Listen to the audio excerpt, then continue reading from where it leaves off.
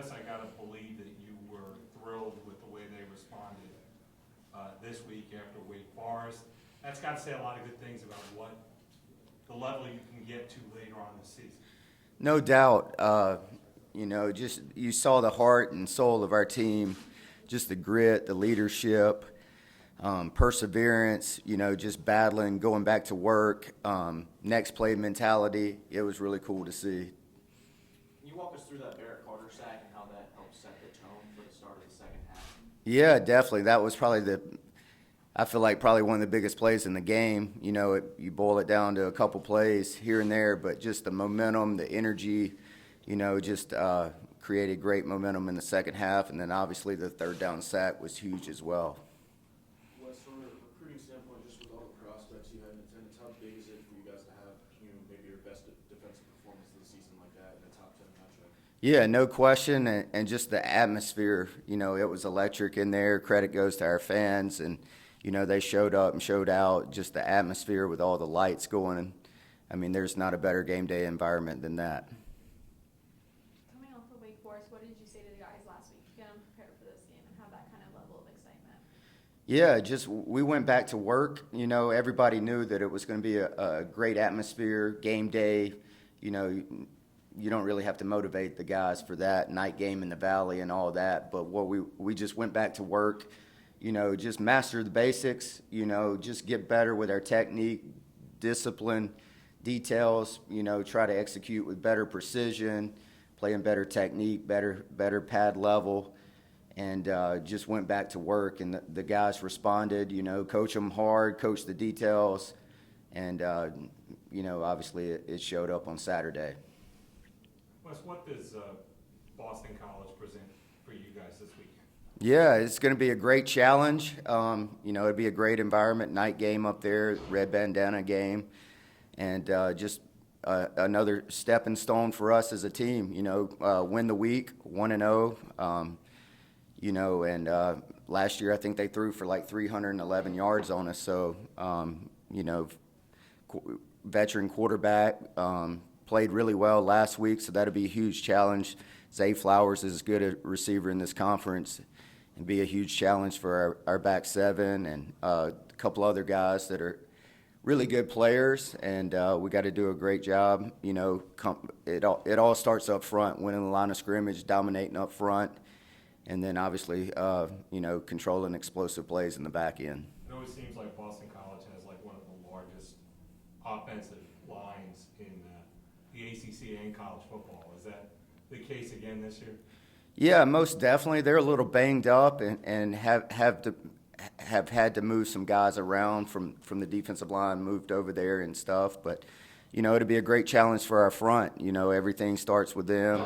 We got to control the line of scrimmage, create great knockback, win our one-on-one matchups in our pass rush games, and set the tone with the big guys up front. I guess from Zay Flowers, what is it just from seeing him, what makes him so special, what makes him such a challenge? Yeah, I mean, just a really savvy route runner, has great short area quickness, great long speed, elite ball skills, tremendous play on that deep ball against Louisville this past game. So, I mean, just a really veteran guy, really solid, does a lot of things really well. I guess Coach Winnie was talking about Nate Wiggins just having some moments of immaturity against that Wake Forest game, having to sit him down, tell him to channel that energy in the right way. I mean, did you Definitely see more poise, I guess, out there against NC State the way he channeled? Yeah, no question about it. I think he arose to the challenge that we presented him last week, and he played really solid for us. Do you think you saw that in general in the secondary? Toriano, obviously, and Nate. Yeah, definitely. Those guys are growing up. Hopefully we take the next step this week with those guys as well. But it was a huge challenge. Feel like guys are in and out. Obviously, at the end of the game, we had Nate, we had Sherrod back there, and along with Toriano, and those guys rose to the occasion. Tyler Davis, it seemed, whenever NC State was trying to run screens underneath, he was there to blow up almost every one. Can you talk about what his intelligence means for this team, not just his ability as a player, but just how it encompasses him as a whole? Yeah, I mean, more knowledge you have, the faster you play, the more violent you play. and it definitely shows up. Just his block recognition and just filling the screen, you know, that comes from levels and years of experience, and it just translates on Saturdays.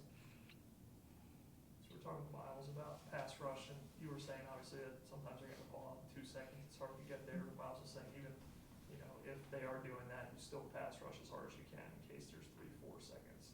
You have opportunities. I mean, how much did you see the guys continue to rush and give, you know, that effort to be able to get? Yeah, definitely. We talk about not being outworked, not being outcompeted, and definitely showed up. You know, you never know. So you never know what play is going to change the game. So you have to have that championship strain every play, and it was good to be able to finish some rushes, and not only finish some rushes, but we also affected the quarterback on balls that he did get out. We were able to get there and affect him with our rush. Do you think this is closer to what you want to see pass rush wise compared to the first 4 weeks? Do you feel like this game was closer to what this front four can bring on a consistent basis? Most definitely. You're number 2 in the nation now in run defense. Yeah. Is that where you expected this group to be? Yeah, no doubt. You know, I think with the talent that we have up front, the mindset that we have, you know, I expect us to be up there. That just, you know, that says a lot about your defense. You know, we talk about physicality, and there's no better stat that measures that than rushing defense, that I feel like. And just being able to be up there, you know, hopefully we continue that trend throughout the second half of the season, but just controlling the line of scrimmage, making teams one-dimensional. But on the flip side, you know, teams have gone away from running the ball, and I think we're 9th most in passes defended with like 196 or something. So, yeah, so there is a flip side to it, no doubt. Wes, I wanted to ask a couple questions about being an analyst. I mean, first of all, like 10, 15 years ago, a guy like you might not have had an entryway into, you know, a Power 5 program. And also, what's it like now that you're a coordinator, just having a couple of extra voices to bounce different things off of or get a different perspective? Yeah, definitely. I mean, it's huge. I mean, it's not a one-man show.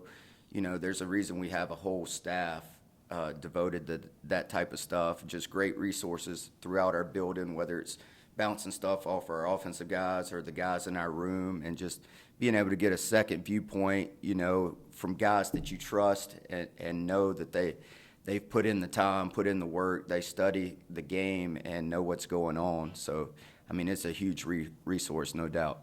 Did you know where you'd end up when you joined this program as an analyst, or was it just kind of, here's an entryway into this sport? Yeah, I mean, just kind of the entryway. I mean, I came here as a graduate assistant, you know, coaching on the field, running the scout teams, and, you know, like any young coach, just have those goals and aspirations, just continue to move up any way possible. And, you know, some guys go FCS and coach positions. You know, my opportunity was within this program, and then getting a shot to go to the NFL. So, you know, you talk to a million guys in this profession, each one has a different story and how it works out for them. So I've just tried to make the most of my opportunity, bloom where I'm planted, and just grind it out and you know, see what happens.